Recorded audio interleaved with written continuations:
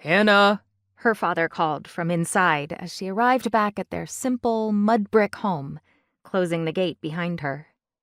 She crossed the sunny courtyard that extended out from the front of the house and touched the street, allowing them space to have a small vegetable garden and clay oven. The property was surrounded by a stone wall that kept strangers out and children in. Though it was a humble way of life, Hannah never knew otherwise, and love abounded in their home. "I have to run to your uncle's for a halter and rope. The delivery isn't going smoothly." Abba wiped his bloody hands on his wool tunic. Usually, on a day like today, Abba would either be in the fields or with Eliab, Hannah's older brother, and their flock of sheep. But after one of the younger ewes showed signs of lambing, Abba had stayed home while Eliab left with the flock to find pasture along the Nile. "What's happening?" Now that there was more than lamplight to see by, Hannah squinted into the sheep pen that took up half of the ground floor. The ewe was pacing around frantically, baring the whites of her eyes. "She's probably having twins," he said, scratching his thick black beard.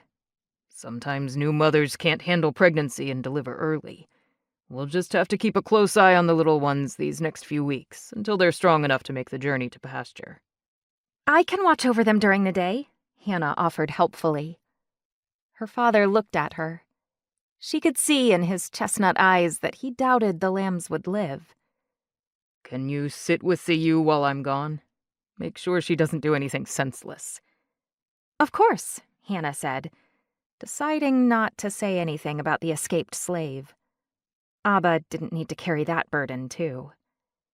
He checked on the ewe once more and pulled a stool over for Hannah. "I won't be long." Hannah sat and pinned a wild brown curl behind her ear, remembering that her mother had tasked her with combing 2 fleece coats that Abba and Eliab had sheared earlier in the week. Her mother, whom Hannah called Ima, expected the coats to be ready to spin into yarn when she returned from the market that night. Hannah hauled one of the fleece coats over to the stool and picked up the work. The former owner of the wool had been a white sheep, but between the soggy fields and growing vegetation, the wool had turned a dusty tan. Even after a soak and wash, Hannah had to rake the fibers to remove twigs and briars. Hannah's family had lived in the territory of Goshen for generations, ever since the land was given to her ancestors by Pharaoh 400 years ago. At the time, it had been desolate but fertile for farming and grazing, perfect for the shepherding Hebrews.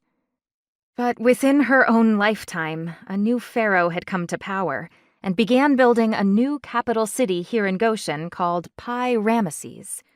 And with the newcomers came religious tension. Hannah could only watch as the city grew up around them.